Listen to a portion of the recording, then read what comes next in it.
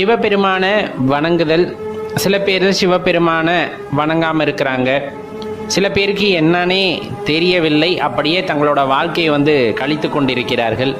இப்படி பலவிதமான மனிதர்கள் இருக்கையில், ஒருவேளை நம்மளுக்கு சிவபெருமான பற்றின ஒரு அறிதல் இல்லாமல், புரிதல் இல்லாமல் இருந்திருந்தா என்ன நடந்திருக்கும் அப்படின்னு யோசிச்சு பாருங்க. ரொம்ப பயமான ஒரு விஷயம், ரொம்ப அச்சப்பட வேண்டிய விஷயம். ஒருவேளை சிவபெருமான பற்றின புரிதல் நமக்கு இல்லாமல் இருந்திருந்ததுன்னா, இந்த இந்திரியங்கள்னு சொல்லக்கூடியது 5 பொறிகள் இருக்கு இல்லையா, அதுக்கு கட்டுப்பட்டே இருந்திருப்போம்.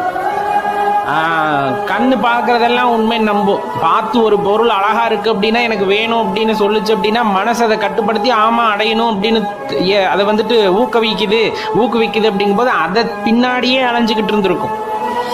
ஒரு சாப்பாடை சாப்பிட்றோம், அது ரொம்ப சுவையாக இருக்குது அப்படின்னா, இந்த நாக்கு அந்த வேலையை பார்த்துருச்சு அப்படின்னா திரும்ப திரும்ப சாப்பிடணும் அப்படின்னே தோணும். ஒரு மனம், நல்ல சுவை, அது போலவே மனம் அப்படிங்கிற விஷயத்தை மூக்கு உணர்ந்துருச்சுன்னா திருப்பி அந்த பொருள் பின்னாடியே போக வச்சிரும்.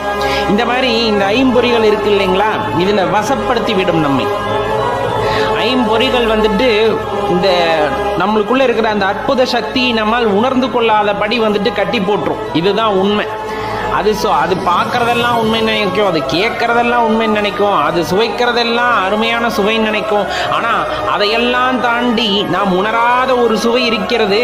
அதை உணர வேண்டும் அப்படின்னா இந்த 5 பொறிகள் கட்டுப்பட்டு இருக்க வேண்டும். அது எப்போ கட்டுப்படும் அப்படின்னா, சிவபெருமானை பற்றின புரிதல் நமக்கு உண்டாயிடுச்சு அப்படின்னா அது அந்த 5 பொறிகளும் கட்டுப்பாட்டுக்குள் வரும். அந்த இந்திரியங்கள் யாவும் நமது கட்டுப்பாட்டுக்குள் வந்துவிடும்.